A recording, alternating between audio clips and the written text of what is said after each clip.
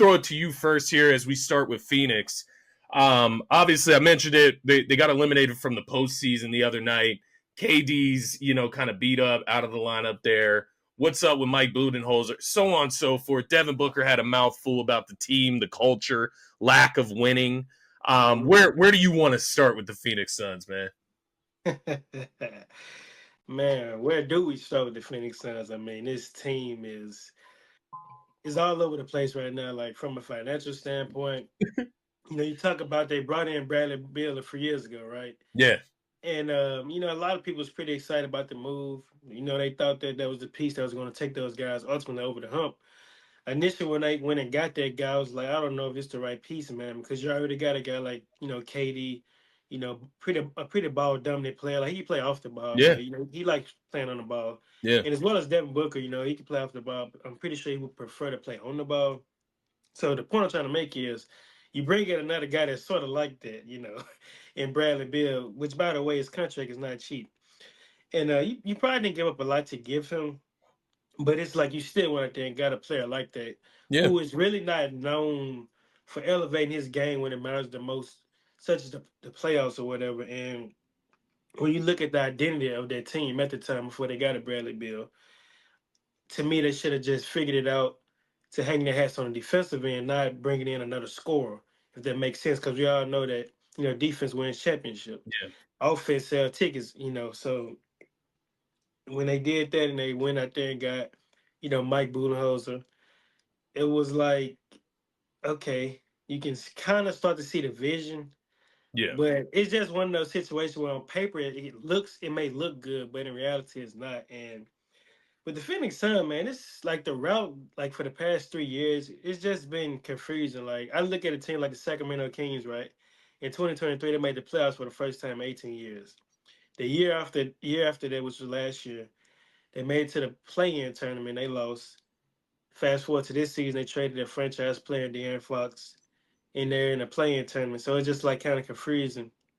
Same thing with Phoenix. Like when they made it to the finals that year, the year after that, they got bounced in the second round to the Mavericks.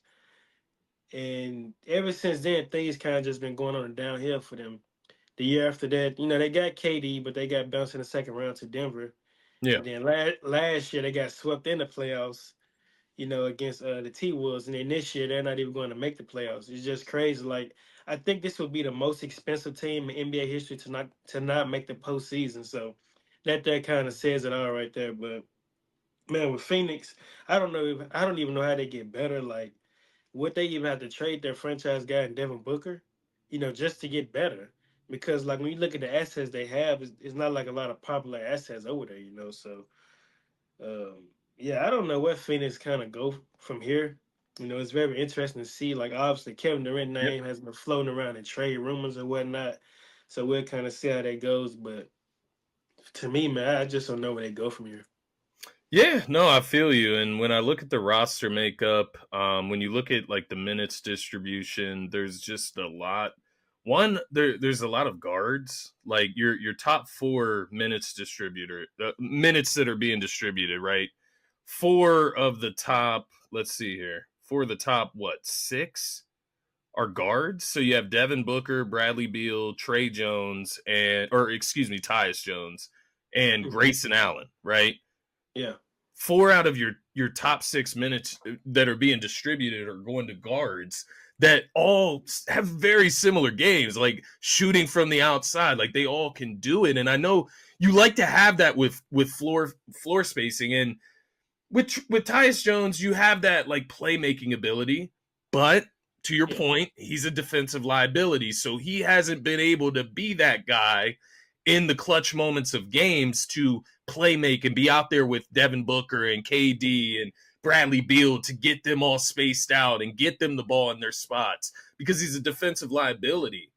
And then if you take Tyus Jones out of the lineup, you no longer have a true True authentic point guard. playmaker. Yeah. True Devin point guard. Booker, he can play make, like you said. It's not what he really wants to do. He took a step in that role this season, but Hmm. it just didn't really work out because it's just not his true calling when you talk about Devin Booker as a superstar. You saw the way he played on Team USA. He's a Mhm. spot up shooter. He likes to get to his spots, get his comfortable shots. He can hit it from the 3 spot up when guys are getting him the ball on the move. But it's not his forte necessarily being a playmaker, and I think that's where you kind of pull him out of his element. And then you go to Bradley Beal, and it's kind of the same thing. He's also been known to be like a volume shot taker, right? Like to get Mhm. those high numbers that he elapsed in Washington, he took a lot of shots. And so every shot that he takes past like 10 shots, right? Now you're taking shots from KD. Now you're taking shots from Devin Booker. And that's just not what you want to do. You know what I mean? Like Yeah. everybody outside of like Devin Booker and KD should be capped around 10 to 12 shots a night unless they're feeling it, right? Grayson Allen's having a hot night. Yeah, he can take 7, 8 3-pointers on that night. Tyus Jones, same thing down the line. But it just feels like the focal points of the team got misconstrued throughout the season. Now, Yeah. Kevin Durant's not the problem. His numbers are fine. He put up numbers this season. We did that. That part wasn't missing, but I think something that Devin Booker really spoke on and what makes it all make sense. He said they skipped the steps. And anytime you skip the steps, like when you're trying to fight for a championship, that goes for any sport. It goes for anything in life, right? Like us Mhm. going out and trying to get the dream job or make the dream money or make this pod, pop off. If you skip the steps, it's It's not not gonna work. going to work out. Not gonna work. And he talked about how they skipped the step of building team culture there in Phoenix, winning That's right. culture, putting in the extra effort, getting on the ground for loose balls, wanting Mhm. to win for one another and not just, go out there and get your shots, I'll get my shots, right? Yeah. And anytime you skip that step, that's one of the most important ones. And you see it across the league all the time. I think Yeah. to your point, it's just the amount of talent that you have on the team. You just don't see it that often to this level of like completely missing the postseason. Like not even a top 10 seed making the play in. Mhm. That's embarrassing, quite honestly. It's embarrassing. Like you have It Mike is like Budenholzer, who's it taken a team is. to the NBA Finals, won an NBA championship, right? Mhm. Yeah. You have KD, who's won NBA championships. You have Devin Booker, who's been to NBA championships, who's won gold medals, Mhm. and somehow you miss the postseason. There's a huge disconnect there, obviously. And Clearly, so yeah. to I your mean, point, yeah. I mean, I think KD you have to trade because I just think he's gonna be done with that at this point in his career. Mhm. Do you just rebuild Yeah. and trade Devin Booker, get everything you can, all the picks that you can get for Devin Booker and KD because it's not working and it doesn't. Well, it's There's no not gonna light at work. the end of the tunnel. Like Yeah. It ain't gonna work, man. it's not I gonna work. promise you it's not.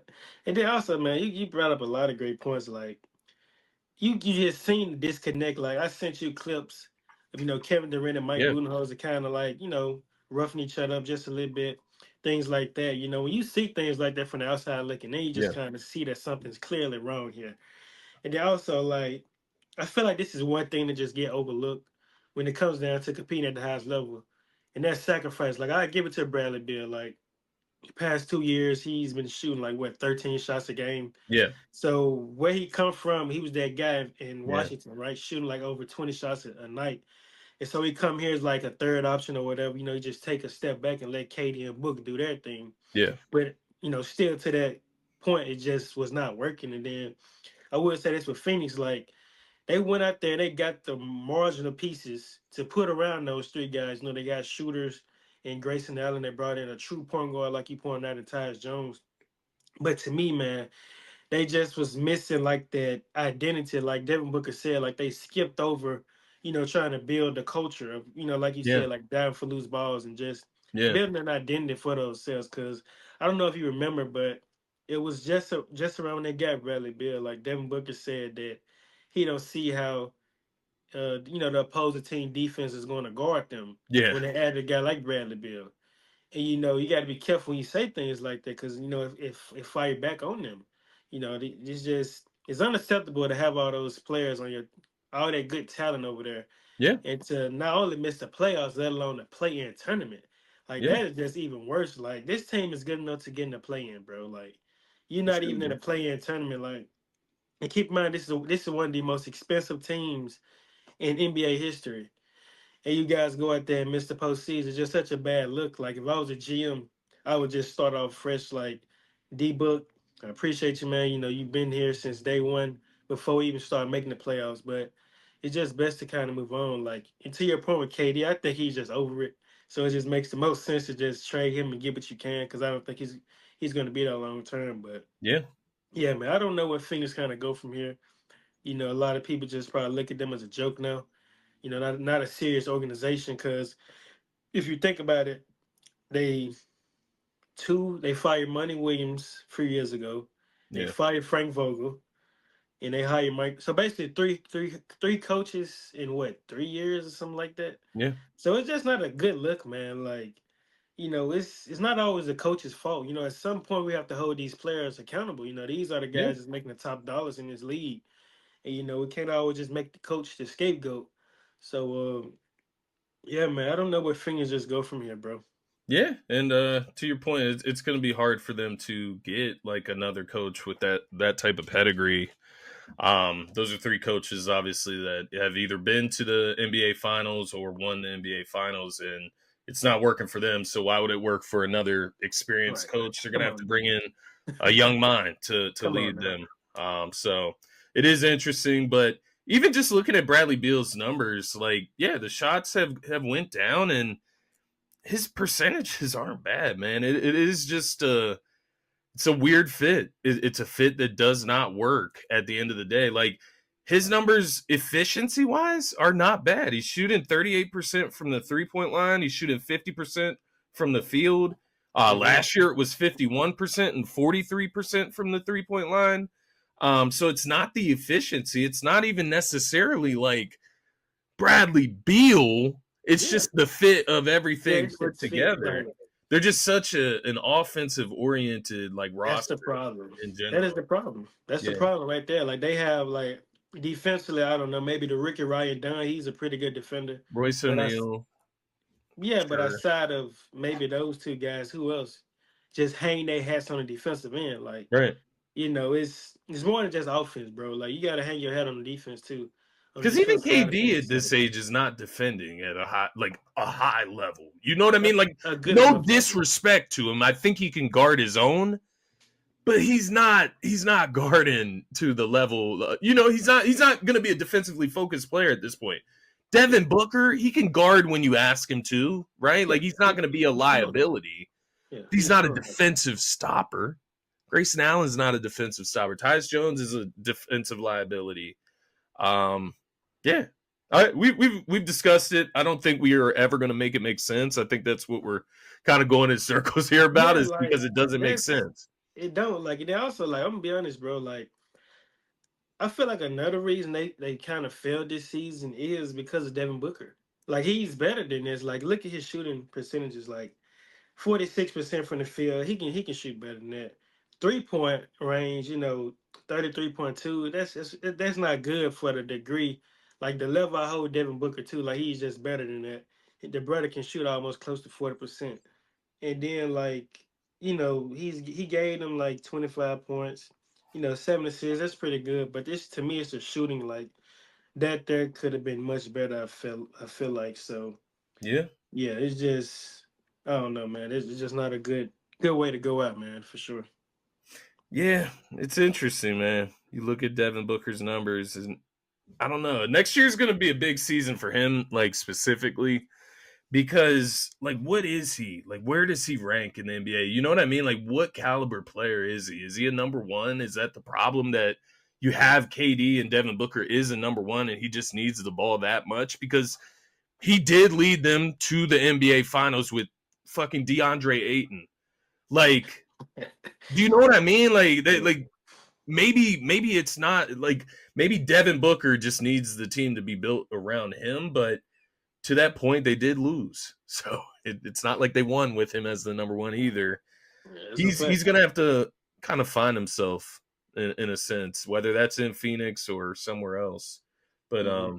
not to say that he's like lost. I don't mean that. Like he still averaged 25 plus. He still averaged 5+ assists this season. It's just almost like empty basketball. It feels like, man. I don't know how else to explain it. But let's move on. Let's talk about something a little bit more positive.